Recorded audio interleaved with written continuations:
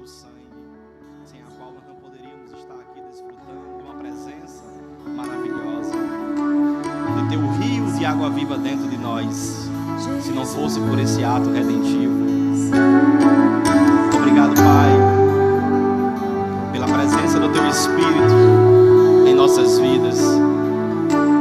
Ele traz luz e entendimento, esclarecimento e revelação da Tua palavra, que é a Tua vontade para nossas vidas. Que possamos, Pai, continuar crescendo e com essa porção que receberemos, mais de Ti nessa noite, um pouco mais de conhecimento acrescentado em nossas vidas, para continuarmos crescendo em altura, largura, profundidade e comprimento, no conhecimento e no amor que há em Cristo Jesus. Em nome de Jesus. Amém. Obrigado, louvor. Glória a Deus. Boa noite, amados. A graça e a paz a todos. Acho que alguns aqui ainda não me conhecem, não é? E talvez alguns também estejam nos visitando pela primeira vez. Então, deixa eu fazer uma breve apresentação. Tá? Eu me chamo Vicente Júnior, né? Sou casado com Elaine. Nós temos uma bebezinha Esté, 2 anos, está lá no berçário. Amém. A minha história no Verbo da Vida, eu estou no Verbo da Vida desde 96, não queria dizer não, né? Eu e Moisés, né, nosso pai fez parte da primeira turma, na época era sem treinamento bíblico, Verbo da Vida, em 95 e 96, né, ele concluiu. Em 96, a gente, né, nós já temos o privilégio de nascer em lar evangélico, nós fazíamos parte da Batista. E aí, de acordo com o que meu pai foi conversando, mostrando a palavra, né, e a gente, eu e Moisés também, sempre gostou de estar muito atento, né, de aprender. Acho que o chamado, né, já aguçando desde nossa juventude. E você também não está novo, não, Parque Razia, está bem das antigas. Né? E é isso, querido. Né? Eu sou formado no Rema em 2007, 2008, formado na Escola de Ministro, 2011, pela graça de Deus, né? Ensino no Rema desde 2013. Amém? E uma das matérias que eu ensino, tá, é justamente o tema de hoje, justiça de Deus. Né? Mas gostaria também de fazer, né? Sim, vim também de uma outra igreja, Verbo da Vida, né? E estamos aqui desde junho do ano passado. Tá aí contabilizando 7 meses. Sou grato a Deus pela vida, né, do casal pastoral, que nos recebeu, né, calorosamente, amorosamente, né, para fazer parte aqui. Já estamos aqui, amém? Somos daqui agora, família Verbo Casa Caiada, amém? Aleluia. Apresentação feita, mais uma apresentação para você que ainda não conhece o Rema. O Rema é uma escola interdenominacional, presente, né, em vários estados do Brasil e também fora do Brasil. Então, se você conhece alguém em outro estado, procura em outro país, procura a gente que a gente pode estar direcionando. Por exemplo, Portugal, nós temos também, né, Verbo da Vida, e também temos a escola Rema. Amém? Qual o intuito? O intuito é preparar homens e mulheres de Deus, para que possam ter um pouco mais de conhecimento. A Bíblia diz que o povo que conhece a seu Deus, ele se torna forte e vitorioso como ele é. E como a gente não poderíamos nos tornar fortalecidos no conhecimento se a gente não se dispuséssemos a buscar, a estudar, a gastar um pouquinho de tempo, ou investir, eu prefiro dizer assim, não é? Ouvindo. De quê? Por que de uma escola? Porque ali tem pessoas que Deus levantou com unções específicas para abençoar a nossa vida. E a Bíblia diz, você lembra que um dos chamados, não é? Dos 5 chamados é o quê? Visando ao aperfeiçoamento do corpo. Então, quando você de coração se expõe ao ensinamento desta palavra, na unção que há na escola bíblica Rema, tua vida nunca mais vai ser a mesma. Não é jargão nosso, é porque realmente o Rema, querido, transforma a nossa vida. Amém? Então vamos lá, gastei quase 5 minutos, tenho 5 minutos de desconto. Amém. Então, querido, o tema de hoje é justiça de Deus. Tá? Vou tentar ser o mais breve possível, mas a gente precisa ver alguns conteúdos, tá? Alguns conceitos bíblicos, para a gente ficar bem fundamentado. Por quê? Preste bem atenção. A gente considera, querido, justiça de Deus o tema central do Novo Testamento. Vou repetir, tema central do Novo Testamento, ou a nova aliança. Você está em uma nova aliança. Quem já fez Rema aqui sabe, Alguns foram meu aluno também, outros já tiveram passagem, e também você tem aprendido aqui na igreja, não é verdade? Que a gente nunca deixa de crescer, né, e continuar espalhando essa palavra revelada. Então, querido, eu costumo dizer, olha, a aliança, ela manifesta, a temática da aliança de sangue é proporcional ao entendimento de que nós estamos hoje baseados em uma nova aliança, e que a antiga já passou, não é? Mas quem estabelece a justiça de Deus é a nova aliança. Eles estão atrelados, justiça e aliança, porque a justiça só acontece porque a aliança, a nova aliança, ela é formada, fundamentada, alicerçada, feita entre quem? Entre o novo mediador, o novo e sumo sacerdote, entre Deus no céu e o Deus encarnado, Jesus Cristo. Essa aliança jamais será desfeita, e por causa dessa aliança manifesta-se a justiça de Deus.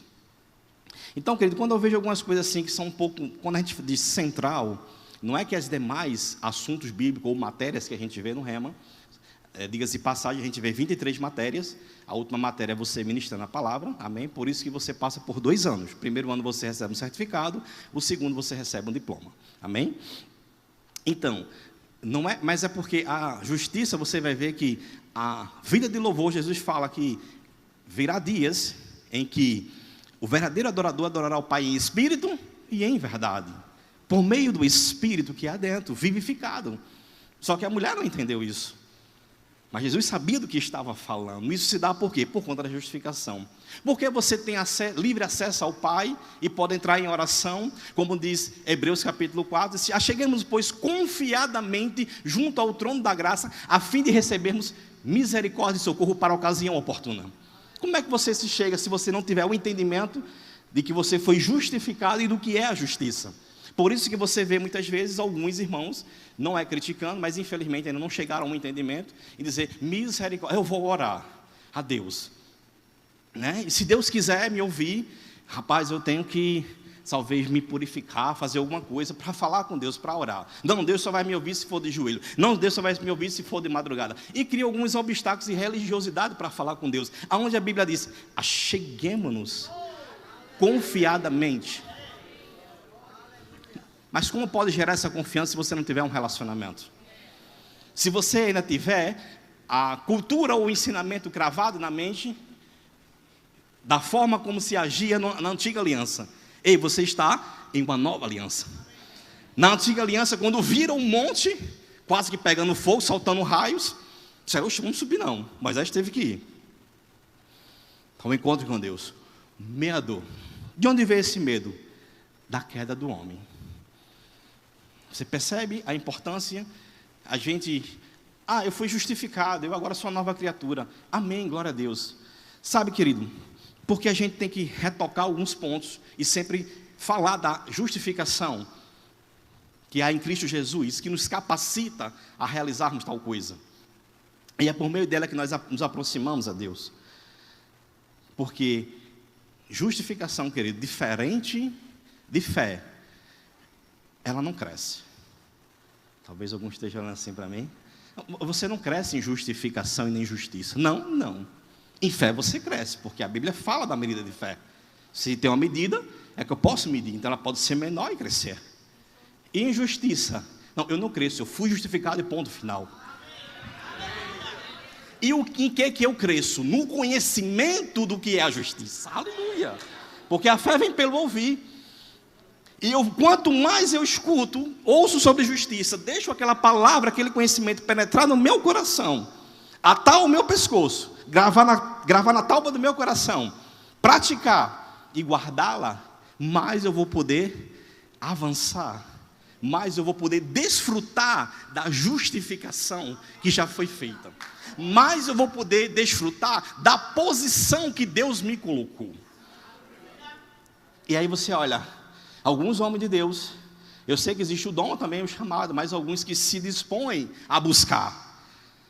E ele diz, rapaz, ele entende muito bem sobre justiça, ele entende muito bem sobre graça, sobre a unção. Olha como ele cresceu muito nisso, querido.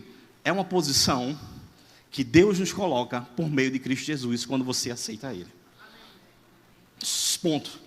O que vai te fazer crescer e avançar é na fé e no conhecimento que você busca a respeito daquele assunto. Quanto mais você busca, mais você recebe. Buscar-me, mas não é de qualquer maneira. Buscar-me-eis e me acharei quando me buscar de todo o coração.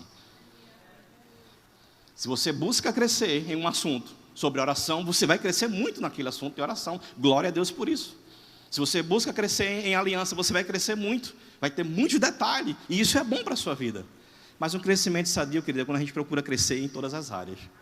Porque a Bíblia diz que Ele deu dons para o aperfeiçoamento, amadurecimento. Aleluia. Uma fruta, ela não amadurece somente de um lado.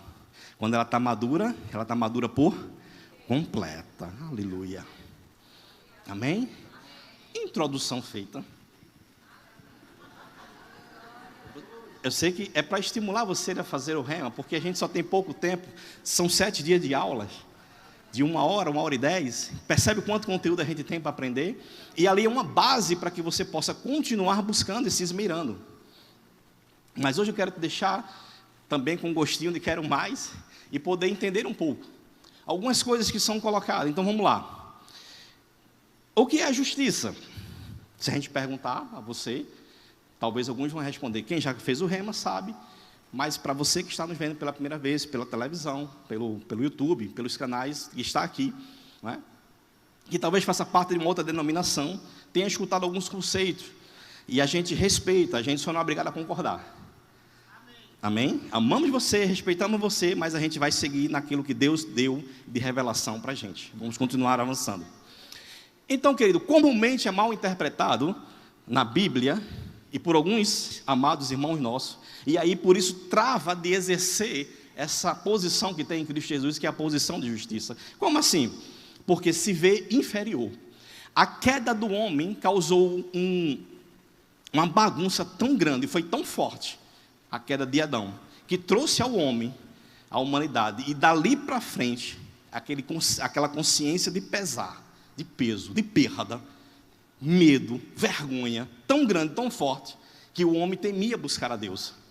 Para você ter uma ideia, no Santíssimo Lugar, quando o sacerdote ia oferecer, eu vou voltar para cá, só para você ter alguma noção, um pouco de noção. No Antigo Testamento, quando o sumo sacerdote, somente ele poderia entrar no Santíssimo Lugar uma vez por ano para oferecer sacrifício de expiação, para que Deus, assim, com aquele sangue de touros e de bode, pudesse cobrir, nunca jamais removia.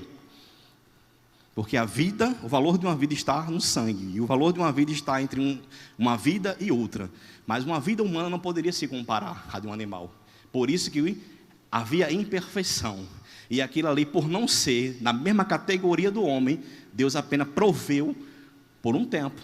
Então, se o sangue não é de um homem, então ele só vai fazer parte. Ele vai cobrir. E ano após ano tinha que se repetir. Nunca jamais trazia a perfeição. Mas o sangue de Jesus, aleluia, ele removeu inteiramente a natureza do pecado e nos deu uma natureza nova. Então perceba que o homem, o sumo sacerdote, ele tem que se banhar primeiro para poder entrar lá. Isso é um pouco de aliança, como eu te falei, ele tem que estar interligada para você entender. Era o santíssimo lugar onde a Shekinah, a glória de Deus, descia e estava lá. Você percebe? Ninguém ousaria entrar porque sabia, só o sumo, se desobedecer, morre. E se entrar com pecado, morre.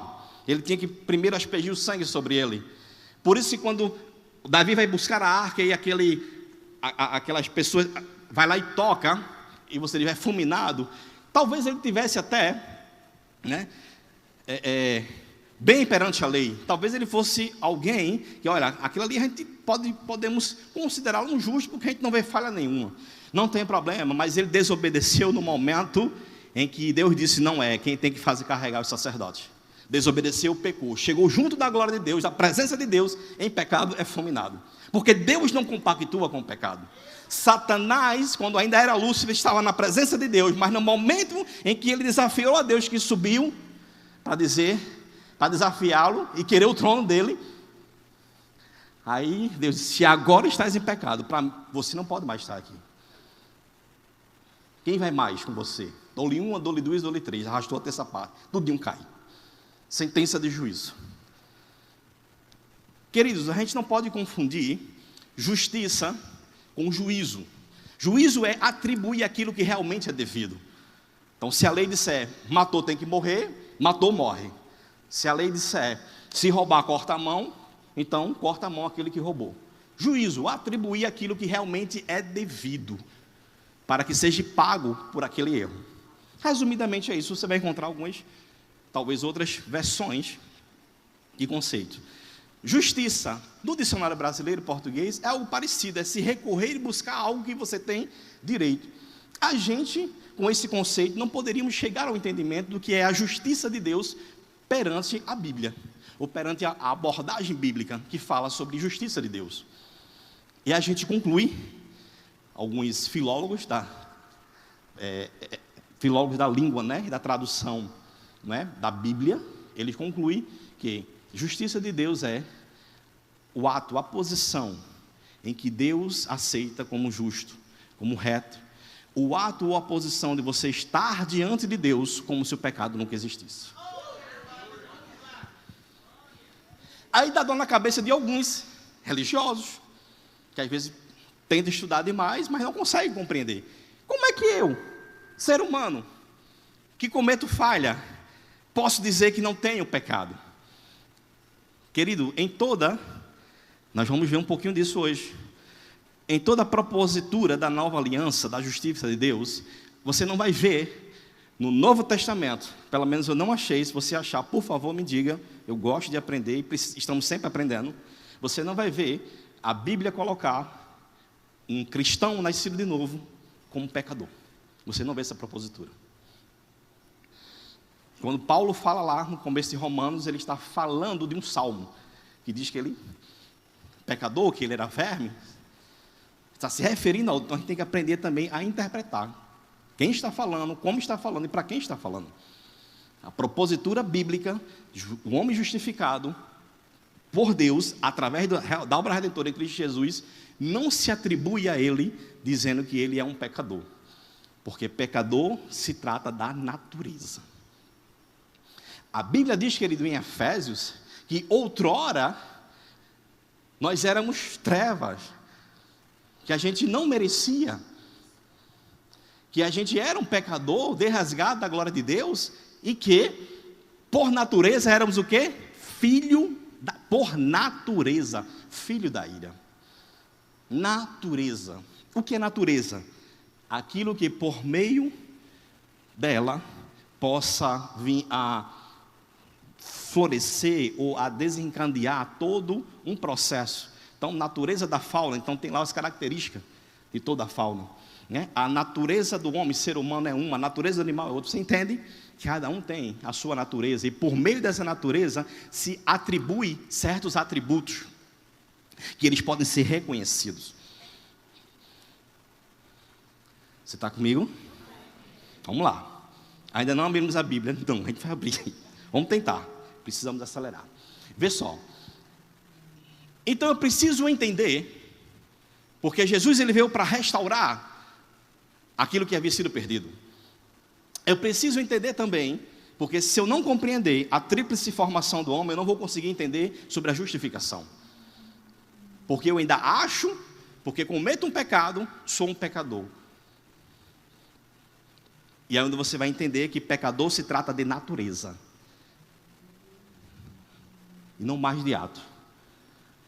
Quando a gente comete um pecado, cometer um pecado, um deslize. Mas não quer dizer que você tem a essência do diabo. Porque Efésios diz que éramos, no passado, filho da ira, da desobediência. Jesus disse certa vez, olha, vós sois do diabo, que é o vosso pai. Pai é aquele que gera, que traz, que insere DNA no filho. Ora, se eu nasci de novo, como é que eu poderia ter a natureza do diabo agora? Não é meio confuso? Outra frase mal compreendida e dita é, mas tudo bem, por falta de compreensão é mais fácil a gente atribuir algumas coisas.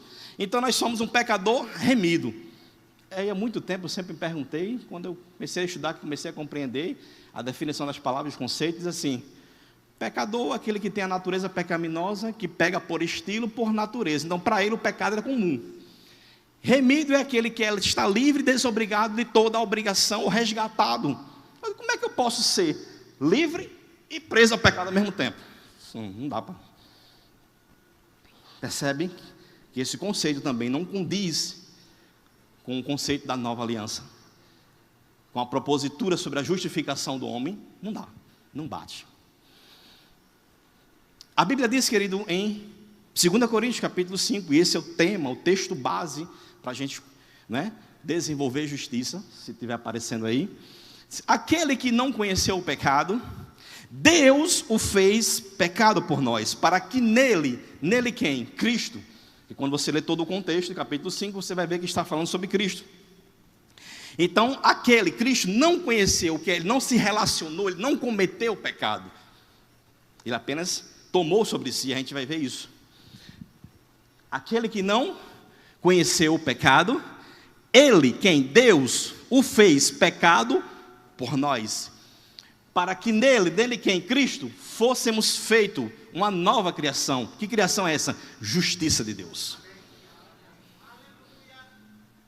Aleluia. Então, querido, não é vaidade nem orgulho a gente dizer que eu sou justificado e eu sou justo, sabendo que eu fui justificado nele, não por minhas obras.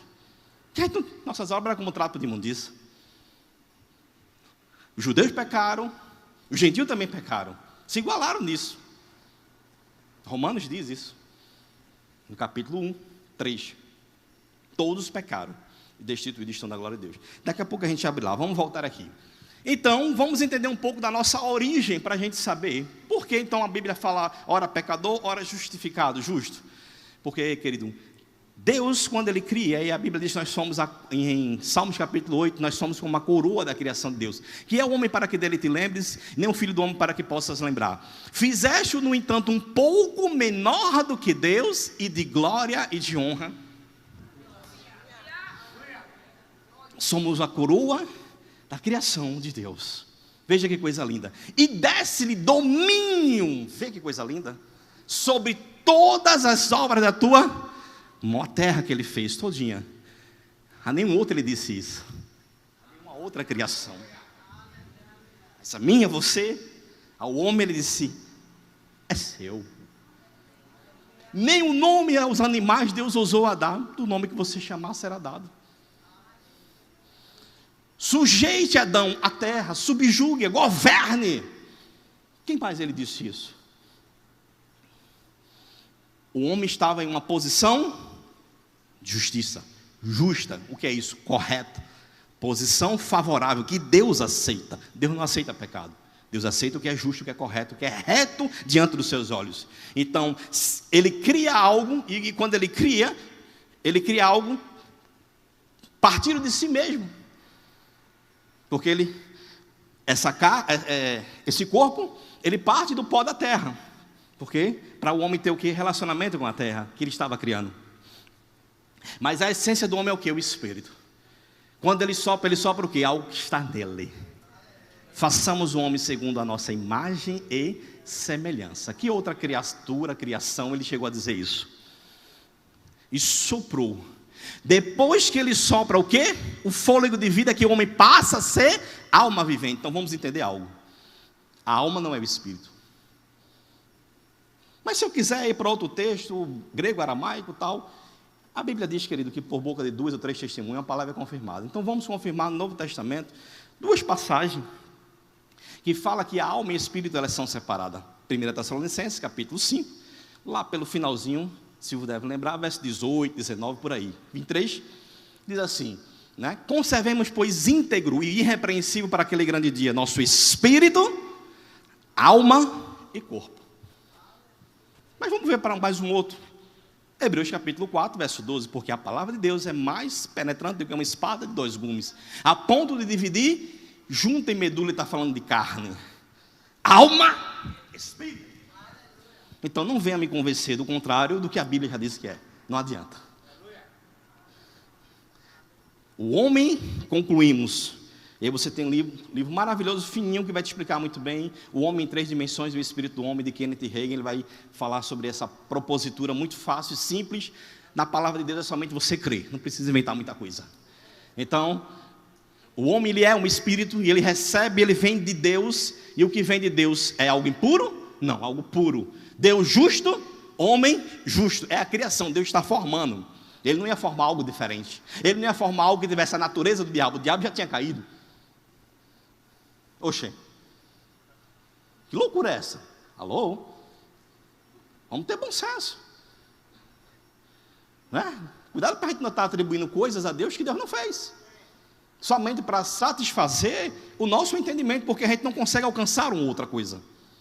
Um outro entendimento. É melhor você gastar tempo no outro conceito que você desconhece, ou você acha que não é, ou você acha até que é heresia. Mas por que eu não gasto um pouquinho de tempo naquilo aí para saber se é verdade? Do que eu tomar partido e dizer que Deus fez sem Ele ter feito. Deus não criou o homem com a natureza do diabo.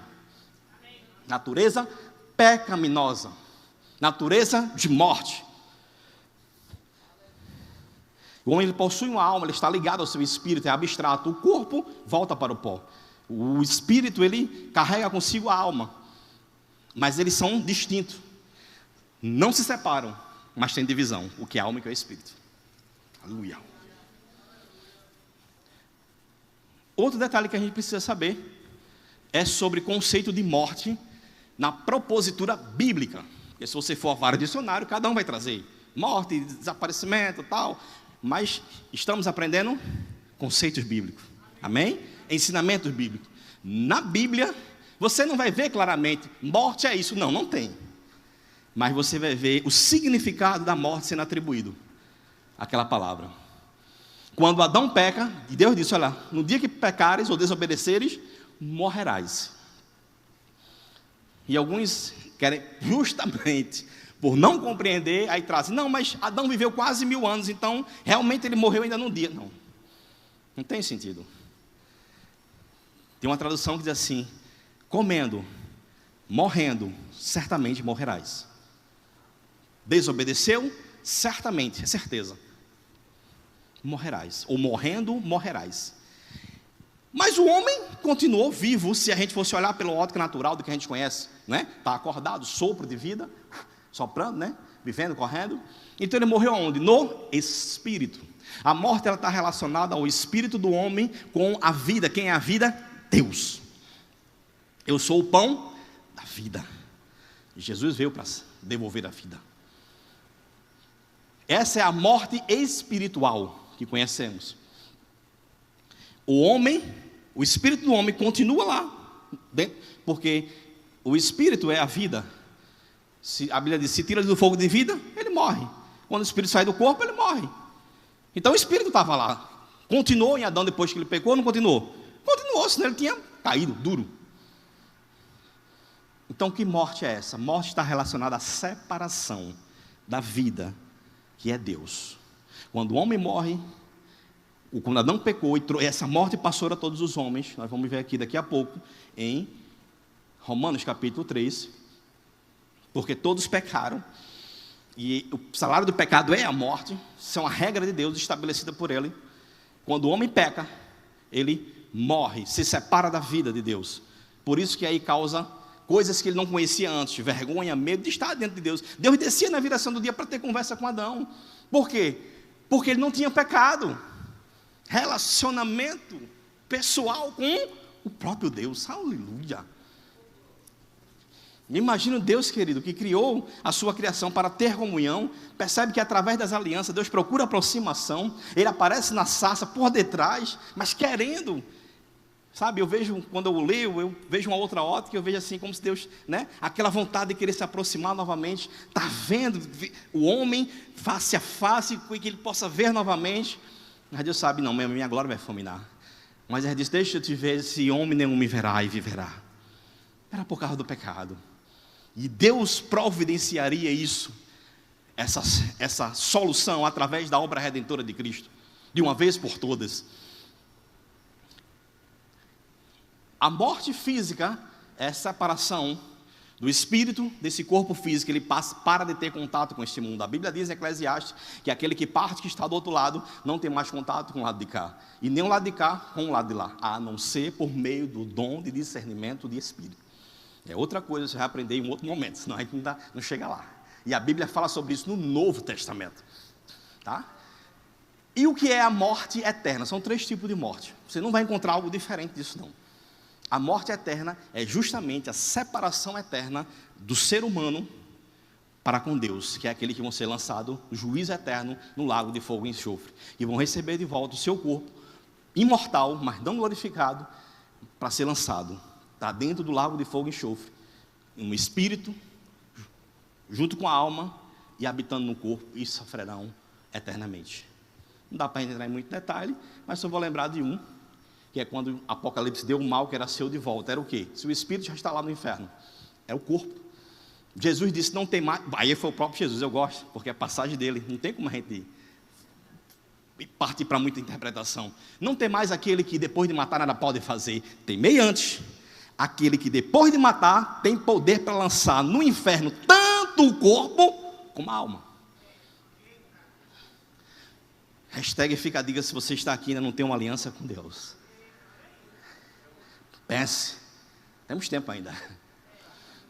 Então o homem perde aquela posição, você vê que a consequência for inúmera, não dá para a gente relatar tudo, por isso que eu te convido a fazer o rema, é um deixa, tá?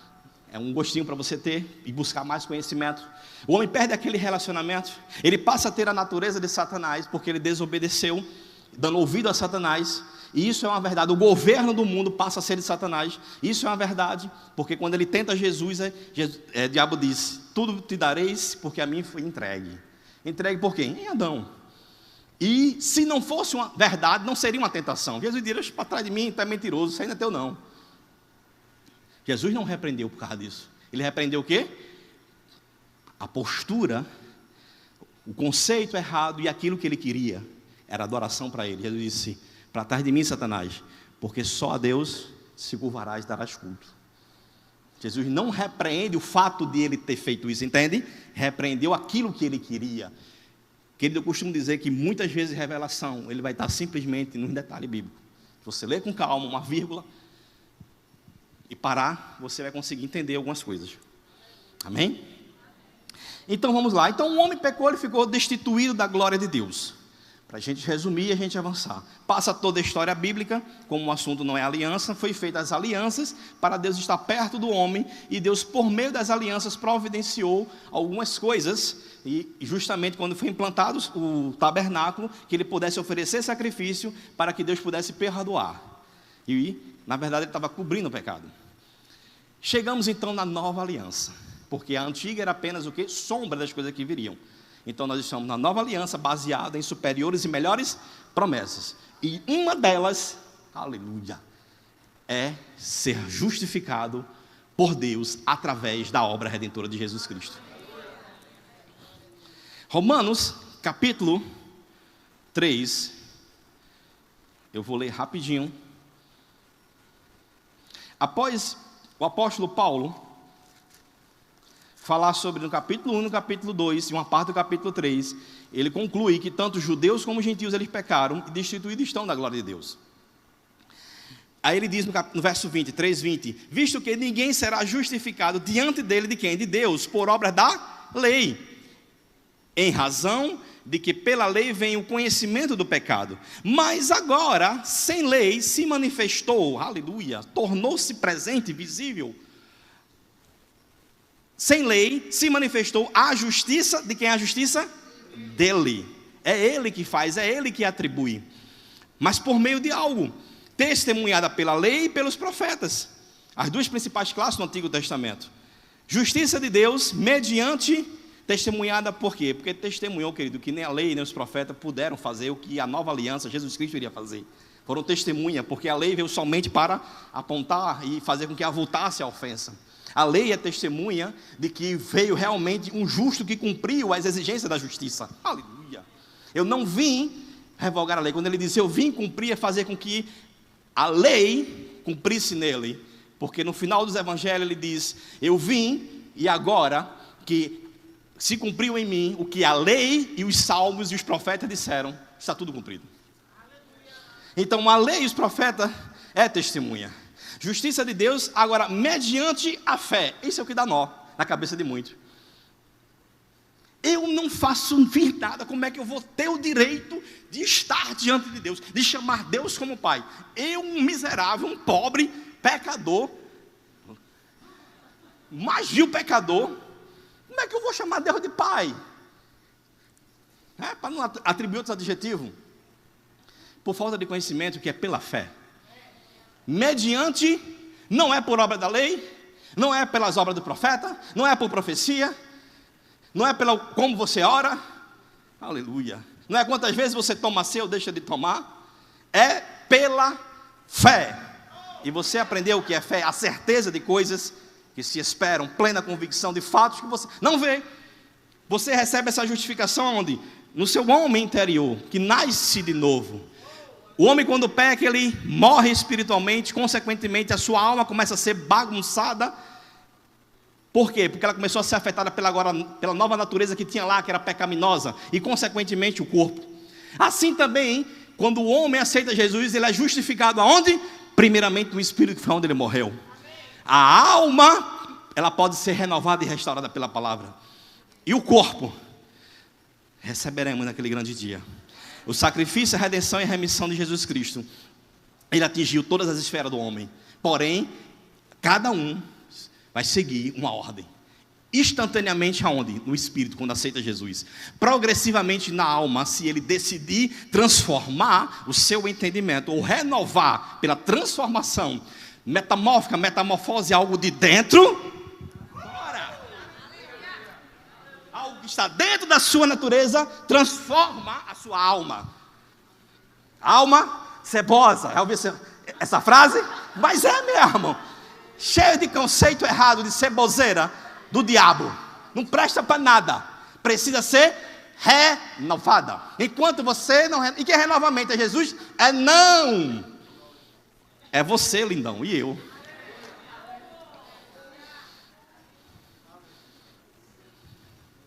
E eu preciso crer que quando a Bíblia diz que se eu me prostituir é errado e me causa morte, mas se eu tinha aquele vício, eu preciso crer que agora eu sou uma nova criatura. Mas nem isso tu quer crer, aí quer que Deus faça. Aí não dá. Mas isso é uma outra parte, quando a gente ministra sobre manifestando os frutos da justiça. Fica para um outro dia. Vamos continuar para a gente entender essa justificação. Está acabando meu tempo e só tenho 5 minutos de acréscimo. Pois todos pecaram e carecem da glória de Deus.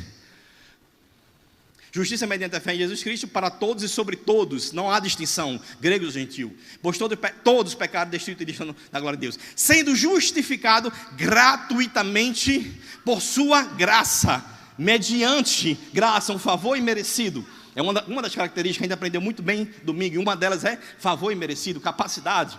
Então, por meio da sua graça, ou seja, um favor que a gente não merecia, a gente não fez nada, realmente não fizemos nada, merecíamos o inferno. Mas alguém tinha que pagar o preço. Mas por meio da sua graça, mediante, percebe, querido, que ele é sempre redundante, ele amarra, mediante a redenção que há em Jesus Cristo. O livro de Romanos, ele dá um show sobre justificação, a gente precisa prestar atenção, ele está amarrando que essa nossa justificação, nossa, mas não de posse, nossa porque foi atribuída a nós. Possessivo, é meu, é seu porque ele compartilhou com você, mas também compartilhou com seu irmão, lindão. Então preste atenção que o mesmo sacrifício que foi para você, que você provavelmente não valia nada, também foi para o seu irmão, então ame. Isso é obra, fruto de justiça. Na outra ministração, né? A gente entra. Vamos lá. A quem Deus propôs no seu sangue como propiciação. A morte de Jesus, ela foi uma morte expiatória que leva o pecado embora, de propiciação, onde Deus torna favorável, e de redenção, porque compra o homem de volta. Por isso que a Bíblia diz que nós fomos comprados por alto preço, de sorte que não somos de nós mesmos. A gente precisa entender que a justificação que há em nós teve um preço. A gente banaliza muito, sabe por quê? Porque você não estava na cruz. Você não pagou o preço. Por isso que muitas vezes a gente banaliza ela, torna ela como algo comum. Mas sabia que o preço foi alto demais? Não é só simplesmente estar cravado naquela cruz. A Bíblia diz que Jesus, a gente não vai ter tempo de ler todos os textos, ele se entregou como espírito eterno a Deus. A Bíblia diz que ele era Deus, mas ele se esvaziou, Colossenses diz, Filipenses diz isso, e assumiu a forma de um homem, a forma humana, a forma de servo. 1 Timóteo capítulo 3, verso 16, diz que ele precisou ser vivificado, o seu espírito. Ora, se o espírito precisou ser justificado, vivificado, é porque estava morto. Mas o que é divino não morre porque ele não veio como Deus, ele veio como homem. Porque senão ele não poderia descer às profundezas do abismo. Mas a Bíblia diz que Deus propôs no sangue de um justo. E ele vai explicar, e ele vai dizer, em Romanos 5, não é que pela ofensa de um, então isso é um ato também de justiça. Se pela ofensa de um, o pecado entrou no mundo, preste atenção, o pecado não entrou por causa de um, é justo também que por um ato de justiça, o pecado saia, seja aniquilado. É o vice-versa. Não foi por um, Deus reconheceu e aceitou. O homem está morto, está entregue a você, Satanás. Mas também por ato de um, tem que sair. A Bíblia diz que cetro de justiça e equidade é teu trono, Deus. Igualdade. Um bateu, um também vai lá e desfaz. Aonde abundou o pecado, superabundou a graça. Por quê? Porque o pecado foi feito de muito, mas a graça superabundou para poder perdoar a todos por meio de Cristo Jesus. Sabe, querido, você sabe o que é carregar o pecado de toda a humanidade? Não tem ideia. Sempre que normalmente eu dou aula, nessa aula de redenção que eu chamo, eu paro para meditar e sempre, normalmente, eu me emociono. Não deu tempo de passar um videozinho, mas você vê Jesus sendo entregue. Quando ele vai ser, percebe que ele sempre estava em comunhão com Deus. Lá no Getsemane, ele suou gota de sangue. Eu vi um relato de um cristão, neurologista, e ele disse que nunca soube, estou falando o que ele disse, nunca viu em toda a história da humanidade, ele como médico, um relato de alguém que pudesse vir a suar sangue, gotejar sangue pelo suor. Ele disse, porque quando os nossos vasos são muito finos, quando a pressão já é muito grande, já causa o quê? O AVC. Então é como se Jesus tivesse pequenos AVCs, e começou o sangue a jorrar. A pressão na cabeça dele, você já passou pressão, uma conta quando está atrasada, a gente tem uma pressãozinha, né? Ou uma outra coisa. Mas o que é ter pressão do pecado de toda a humanidade, do passado, presente e futuro? Consegue entender? Quando você para, você endoidece. Cuidado para não ter pressão. Pensando nessa pressão. E porque ele não poderia morrer, não era o momento. Ele não tinha sido entregue ainda, estava começando as dores. Ele estava começando a receber em seu corpo, depois que ele faz o quê? A última ceia. Mas Jesus não teve que se entregar, teve que se entregar. Mas ele não simplesmente chegou, estou aqui para morrer. Não. Quando chegou o momento, por isso que no Getsemane, preste atenção, Jesus sabia que ele iria, para que ele veio, para onde ele iria. Ele não temeu a morte, eu não concordo, particularmente. Aí é uma posição minha. Você concorda, fica à vontade. Pai, se possível, o povo passa de mim esse cálice. Ele estava orando, discernendo, é este o momento. Porque ele sabia, ele disse várias vezes, é necessário que o homem desça ao seio da terra. É necessário que o filho do homem, assim como Jonas passou 3 dias e 3 noites no ventre de peixe, passe também no seio da terra. Ele sabia que iria para lá. Ele nunca esteve lá como pecador, concordo? Ele esteve lá como criador, porque ele criou o inferno. Você sabe disso, né? Não foi o diabo que criou não, viu? Foi Deus que criou. Porque Deus também é justo juiz. Quem vai julgar é Ele. Quem vai lançar no inferno não é o diabo não, que o diabo vai estar lá. É Jesus agora. Por isso que ele vai ao inferno. Alguns acham que ele tomou a chave da morte lá no inferno. A Bíblia não diz claramente assim. Só diz que em Apocalipse ele disse, eu fui aquele que estive morto e vivo estou. E eis que tem a chave da morte do inferno. Para mim, querido, ele sempre teve a chave. O diabo nunca foi dono de nada não. Quem é que lança as pessoas no inferno do passado? Deus. Morreu quando ele sabia que não tinha aliança, ia para lá. No inferno, no Hades, lugar de tormento. Aquele que tinha, preservava a aliança, ou ouvia os profetas, ia para onde? Seio de Abraão. E a Bíblia diz em Hebreus, em Efésios, que Jesus Cristo, ao ir às profundezas, quando ele sobe, ressuscita, leva consigo cativo ou cativeiro.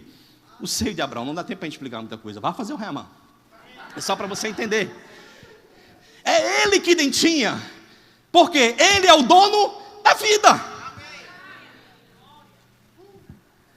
Aleluia.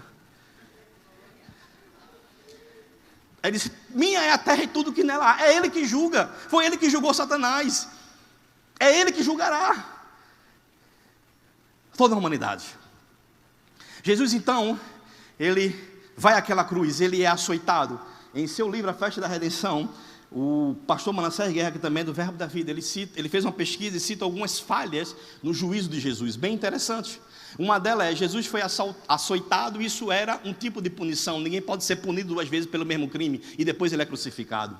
A pena capital para a morte dos judeus era apedrejamento, quando era por blasfêmia, que era isso que estavam acusando Jesus. Era para ele ser apedrejado e não crucificado. E o que acontece? Jesus foi preso de noite sem direito a um advogado, tinha que ter. Tinha que ouvir da boca dele dizendo que ele era culpado. E a confissão tinha que ser clara. Por quê? Porque blasfêmia era pecado de morte.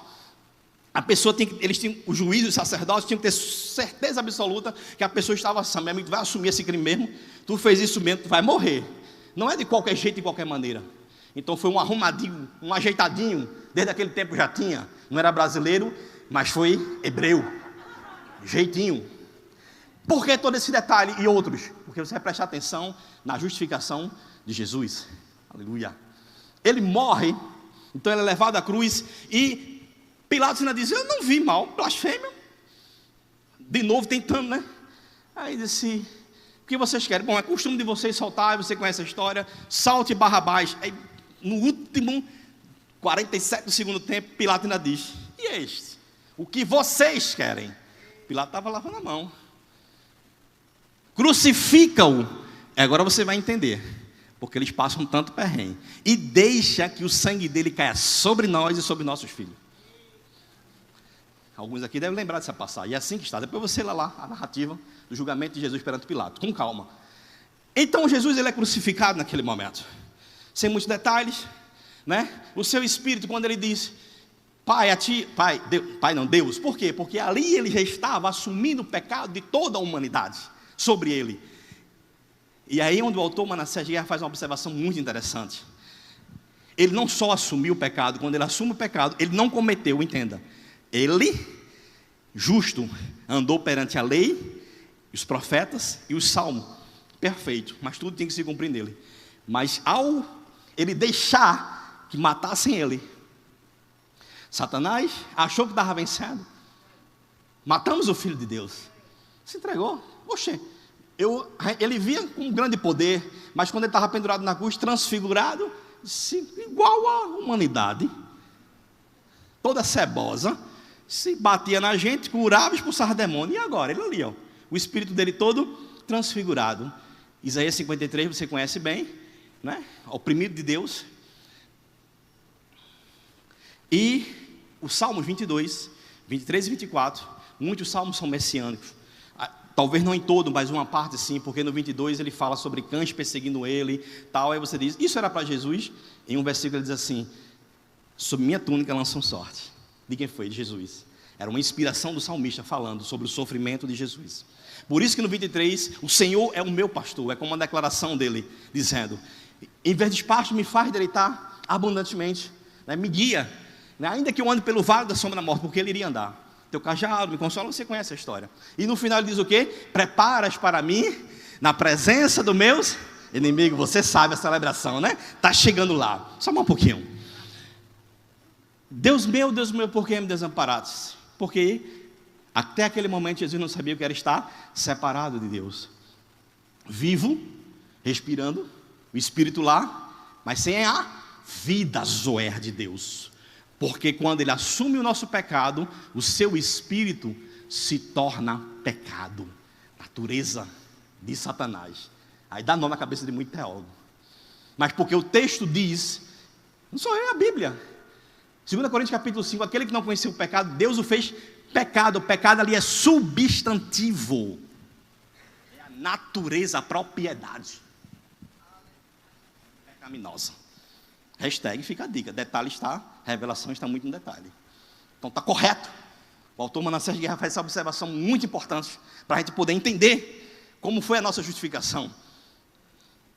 Ele se fez, Deus o fez. Por quê? Porque o plano foi de Deus, Jesus aceita. Ele o fez pecado por nós, não por ele. É claro. Jesus então vai ao inferno, passa lá, o que na terra nós conhecemos por 3 dias, 3 dias, né, e 3 noites. A Bíblia diz que ele se entregou em Hebreus como Espírito eterno. Para mim, minha observação é que ele, como no mundo espiritual não se conta tempo, ele deve ter perdido a noção de tempo e achando que estaria lá perpetuamente. Por quê? Porque ele tinha que sofrer tudo que eu e você merecia. E a gente merecia estar no inferno eternamente. Ele teve que ter essa noção, perder a noção do espaço e dizer, estarei aqui eternamente. Só tu, Senhor. Por isso na cruz ele diz, em tuas mãos eu entrego. O espírito dele não sobe. É como quem diz, eu não sei para onde vou. Porque ele nunca esteve lá na condição que ele iria agora. Só tu, Deus. Por quê? O justo juiz, Salmo, cetro de justiça e equidade é o teu trono. O justo juiz de todo o universo não perdeu o controle. Ele julga. E após 3 dias, aí vamos fazer uma pequena encenação. A Bíblia dá alguns desfechos do que aconteceu, mas a gente não consegue entender muita coisa, porque está obscuro. Então a gente pode entender, se Jesus estava lá com o meu e com o seu pecado, ele estava lá sendo esbofeteado, humilhado por Satanás e pelas hostes do demônio. Mas quando Deus diz assim, basta, vai começar a minha e a sua redenção. A nossa história começa agora. A festa da redenção. Agora que vai começar a brincadeira. Aí eu vou ilustrar. É como se em toda aquela escuridão do inferno, porque é trevas, houvesse um fecho de luz, rompendo aquela escuridão com um estrondo. E o diabo se perturbando. Quem vem lá? O que vai acontecer? O que é isso? Diante do trono tem uma música bem bonita, né? Bem no meio da festa. É isso mesmo. Estavam festejando a morte do Filho de Deus. Mas aí, a Bíblia diz em Romanos capítulo 8, se habita em vós o Espírito daquele que ressuscitou a Jesus Cristo dentre os mortos. Ele estava lá, o primogênito dentre os mortos, quer dizer o quê? O primeiro a ressuscitar para nunca mais morrer, o primeiro a ressuscitar com o corpo glorificado de todos os demais que nele crê. Primogênito dentre os mortos. Não foi o primeiro porque ele tinha ressuscitado a filha de Jairo, Lázaro e alguns outros. Eles ressuscitaram para ter o corpo de volta. Jesus é o primeiro a ressuscitar dentre os mortos, a ter o espírito de volta, revivificado, e não só revivificado, mas agora glorificado, atribuindo de volta a divindade, tomar o seu corpo, mas não um corpo mortal, um corpo agora glorificado, para nunca mais morrer. O primogênito, Colossenses diz, da nova criação. Mas repare que João, capítulo 16, ele diz que o Espírito virá e convencerá o homem do pecado, da justiça e do juízo. Do pecado, porque não creram em mim. Da justiça, olha aí, porque eu vou para o Pai. O Pai vai me justificar e vai me receber de volta. Do juízo, porque o príncipe desse mundo está julgado. Satanás recebeu o seu juízo primeiro, quando ele bagunçou lá no céu, lembra? E agora ele recebeu o juízo por ter bagunçado na terra. Preste atenção na colocação, estava vendo isso hoje. Jesus quando diz, convencerá o homem e do juízo, porque o príncipe desse mundo está julgado. Mas o verbo não é presente? Mas Jesus está apontando quando o Espírito vier. Quando o Espírito vier consolador, é depois que Jesus ressuscita. E já tem acontecido o juízo de Satanás. Ele diz, o Espírito vem e vai convencer do juízo, porque o príncipe desse mundo está julgado. Então, houve um juízo lá. Deus tinha que trocar a condição. Quando desce, a humanidade aí que pecou, tá, beleza. Esse aqui, por que ele está aqui? Não, mas navio não tem pneus. Não. Vocês o julgaram e o condenaram. Vocês trouxeram para cá. Vocês incentivaram os sacerdotes da lei para matarem. Vocês mataram Jesus. Vocês festejaram, vocês contemplaram. Ele é inocente, porque Deus é justo juiz. Não adianta remendar, não, porque Satanás sabe, a Bíblia diz que todo vai se prostrar diante de Deus, até naquele dia Satanás vai se prostrar, porque reconhece a divindade e a grandiosidade, não adianta, não tem meio termo. Diante da face de Deus, querido, quando a gente aparecer para ela, estiver lá para recebermos os galardões, não adianta, porque foi o pastor que me deu, não tem mais. Vai transparecer o que realmente você fez, podia fazer ou deixou de fazer, por que você fez, qual a intenção do coração, qual o propósito, e você não vai dizer nada, vai simplesmente ficar calado e receber o que é devido, porque Ele é justo, ama a justiça. Ele poderia ter redimido a humanidade, mas Ele disse, não, vai ser do jeito legal, para ninguém me acusar. Mesmo eu sendo absoluto, mas o meu caráter é, eu faço as coisas de forma legal. Então, sem quebrar princípio. Então Deus agora disse, agora Satanás, espera aí. Nós temos uma dívida com ele. Nós não, presta atenção, deixa eu voltar aqui. Deus, tenho uma dívida com ele.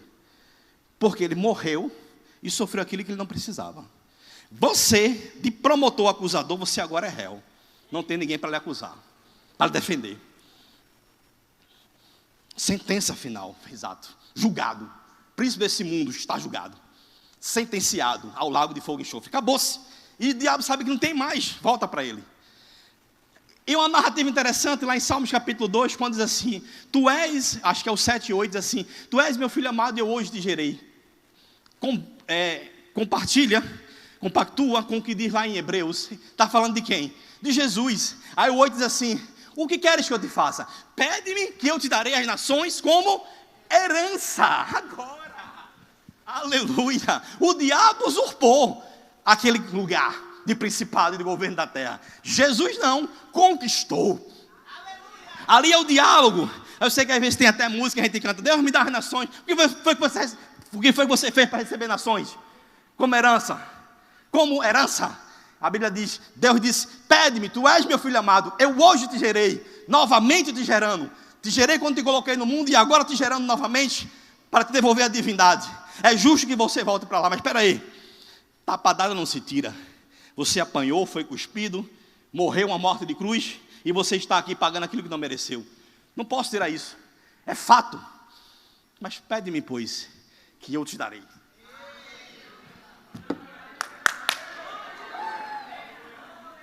Eu quero todo povo, língua e nação comprada pelo meu sangue. Aleluia! Eu justifico com o meu sangue. É mérito meu. Eu mereço. Não, porque Deus diz, não tem mais que discutir. Como é teu, toda a vontade tua. Por isso que a Bíblia diz que no final dos tempos, ele também sujeitará tudo aquilo que ele tem feito. Entregará aos pais, ao Pai, e se sujeitará. Toda a humanidade, a ele também, como forma de honra e dizer, tudo que me deste.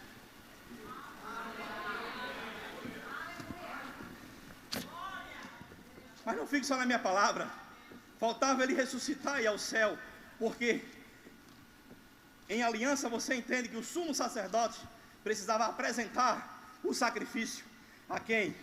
A quem tinha a dívida. A dívida da humanidade não era para com o diabo, era para com Deus, porque o homem peca contra Deus. Mas agora o preço vai ser pago para a gente encerrar. Hebreus capítulo 10. Diz assim, o 9:24, porque Cristo não entrou em tabernáculo feito por mãos humanas, quer dizer, não desta criação. Tá? No 8 ele diz que, Deus diz a Moisés, faça o modelo como te mostrei no monte. Existe um tabernáculo verdadeiro no céu. Jesus Cristo entrou lá, quando ele ressuscitou, por isso que Maria Madalena não podia tocar nele, porque ele era o sumo sacerdote que ainda iria apresentar o sangue do sacrifício da humanidade para Deus. E diz, capítulo 10, vamos ler até o 13 para encerrar. Ora, visto que a lei tem sombra dos bens vindouro, não a imagem real das coisas, nunca mais pode tornar perfeita dos ofendidos, com os mesmos sacrifícios que ano após ano perpetuamente se oferecem. De outra sorte, não teriam cessado de oferecê-lo. Portanto, os que prestam culto, tendo sido purificados uma vez por todas, não teriam mais consciência de pecado. Entretanto, nesse sacrifício fazem recordação de pecado, porque é impossível que o sangue de touro e de bode remova pecados. Por isso, ao entrar no mundo, quem? Jesus diz, sacrifício e oferta não me quisesse. Esse é um diálogo dele para com Deus. Antes um corpo me formaste, não te deleitasse com holocaustos e oferta feita pelo pecado. Então eu disse, eis aqui estou, no rolo do livro está escrito a meu respeito, faze, ó Deus, a tua vontade. Depois de dizer essas coisas, acima diz, sacrifícios e oferta não quiseste, nem holocausto, nem oblação pelo pecado, nem com isso te deleitasse, por isso que se oferece segundo a lei, coisas. Então acrescentou, Jesus, eis aqui estou para fazer, ó Deus, a tua vontade. Remove o primeiro para estabelecer o segundo. Nesta vontade é que temos sido santificados, mediante a oferta do corpo de Jesus, uma vez por todas. Ora, todo sacerdote se apresenta dia após dia, para exercer o serviço sagrado e a oferecer muitas vezes o mesmo sacrifício que nunca jamais pôde remover pecado. Jesus, porém, tendo oferecido para sempre um único sacrifício pelos pecados, assentou-se à destra de Deus. Salmo 24. Quando diz, levantai a porta da vossa cabeça. Jesus passa pelo sofrimento, passa pelo vale da sombra da morte. O 24 começa a festa da redenção. Levantai a porta das vossas cabeças, levantai a portais eterno.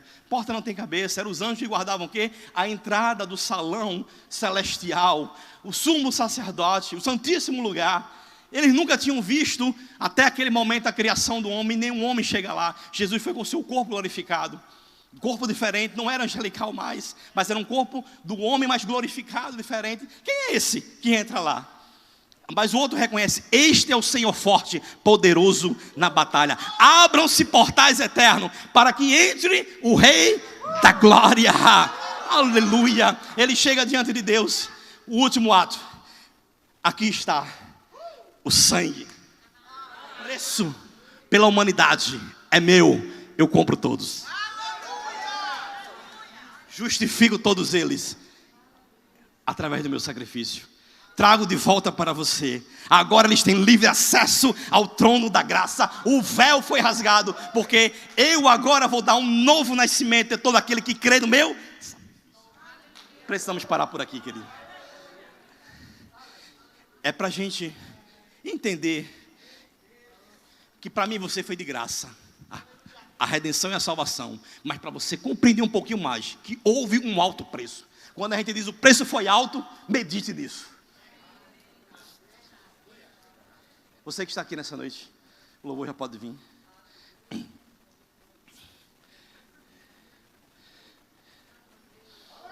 Ainda não tem essa justiça por dentro.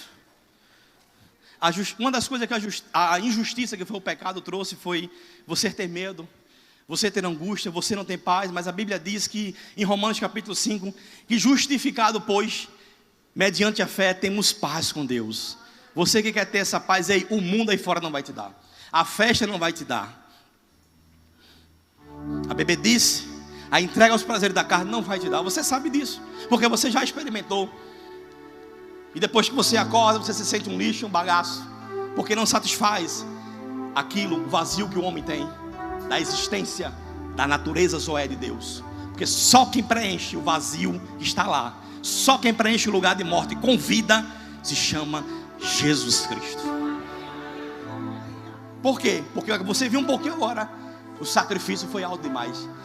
Ele se fez igual a mim e a você, e deixou que o pecado, entrasse nele, assumindo o meio do seu lugar. Você está aí, perdido. Ele se sentiu também, porque ele disse, Deus meu, ele nunca tinha chamado Deus de Deus, a não ser de Pai. Mas ele se sentiu perdido, como você talvez esteja se sentindo. Mas quando ele é justificado, ele volta a ter paz com Deus. Ele recebe de volta a sua divindade, aleluia. E Deus o faz assentar à direita. E a Bíblia diz em Efésios capítulo 2, aleluia, glória a Deus, que quando Jesus ressuscita e Deus o faz assentar à destra, a Bíblia diz, e ele compartilhou a igreja que é o seu corpo. Ele quer compartilhar com você nessa noite a natureza, a vida e a zoé dele em você. Ele quer dar o jugo dele e o fardo, o jugo que é suave, o fardo que é leve, para que você possa aprender dele, que é manso e humilde de coração. Aprendei de mim, que sou manso e humilde de coração. Tomai sobre vós o meu fardo. Meu jugo é leve, é suave. Deixe ele tirar esse fardo de você nesta noite. Não deixe para amanhã aquilo que você pode fazer hoje. Você não sabe se amanhã você está vivo. Essa é a verdade.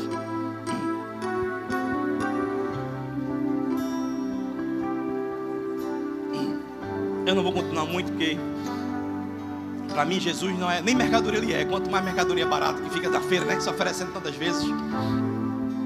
Mas eu gosto quando o pastor diz, se você entendesse bem, Se você entendesse bem, era você que vinha correndo, dizer, eu quero.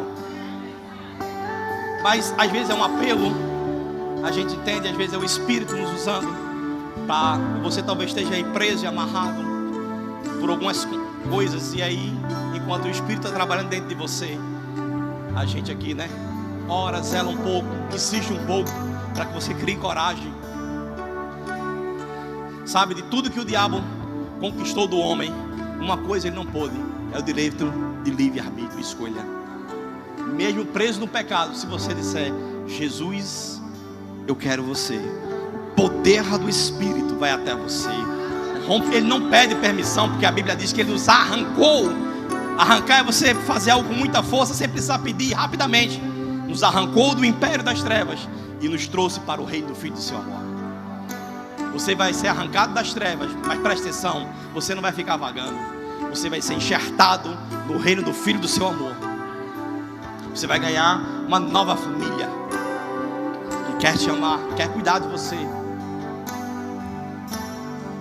Se você, talvez depois do culto, quiser entregar a sua vida, é só procurar aqui na frente. Vamos ter o maior prazer de orar por você. Amém, querido?